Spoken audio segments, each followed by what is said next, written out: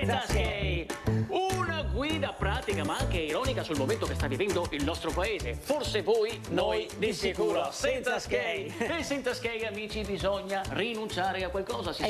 Ed ecco il tema di oggi. Sì? Senza Skate, che cosa rischiamo di perdere? Perché tutto non si può avere. E mai come oggi ci rendiamo conto delle comodità della nostra vita che davamo per scontate. Perché parliamoci chiaro, i nostri progenitori nella preistoria vivevano il freddo, Nudi! facevano la fame. A stento arrivavano alla fine del mese. Come Come adesso, dai. non è cambiato niente. Ma per fortuna un bel giorno qualcuno scoprì il fuoco. E quando lo scoprì, pensa quanta gente sarà andata da lui e le avrà detto: Scusa, hai da accendere? ma ti fumi già adesso. E il fuoco ci ha permesso di cucinare i cibi. Sì, tanto che da quella volta ogni giorno a pranzo si sentiva: è Brontosauro!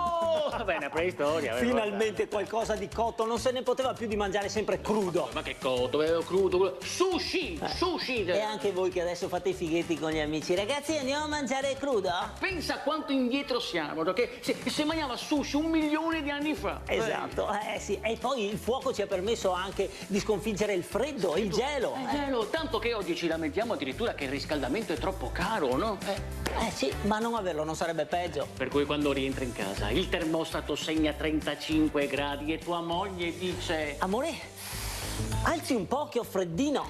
noi dovremmo ringraziare chi dal fuoco ha tratto i caminetti, le stufe, gli scaldabagni, le caldaie. Che poi arriva il tecnico e ci sentiamo dire: Oh, ma chi è che ha fatto sta porcaria di impianto? veramente lei? Sì, dovremmo essere felici di dare questi 80 euro in nero. E pensiamo poi alle infinite possibilità di svago che abbiamo oggigiorno. Oggi possiamo divertirci in ogni momento, Certo, no? il lunedì con le slot e i videopoker. Ma martedì le scommesse online. Mercoledì bingo e super enalotto. Il giovedì ti staccano la corrente. Il venerdì ti suona l'ufficiale giudiziario. E il sabato Tutti in strada! Ma pensiamo, amici, che cosa è diventato anche il semplice gesto di una foto, no? Che a noi italiani, storicamente, questa cosa del braccio ci è sempre venuta bene. Sì. 80 anni fa, tutti così.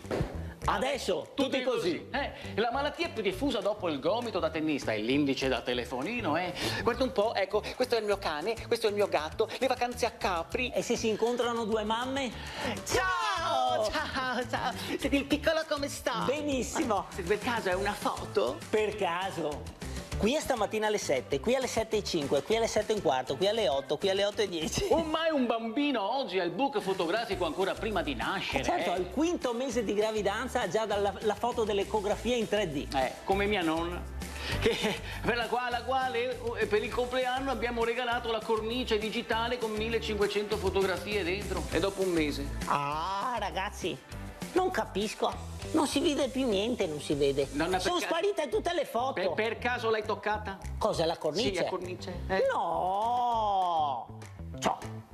Era diventata tanto scura, E allora stamattina l'ho messa a mollo con l'argenteria per illustrarla.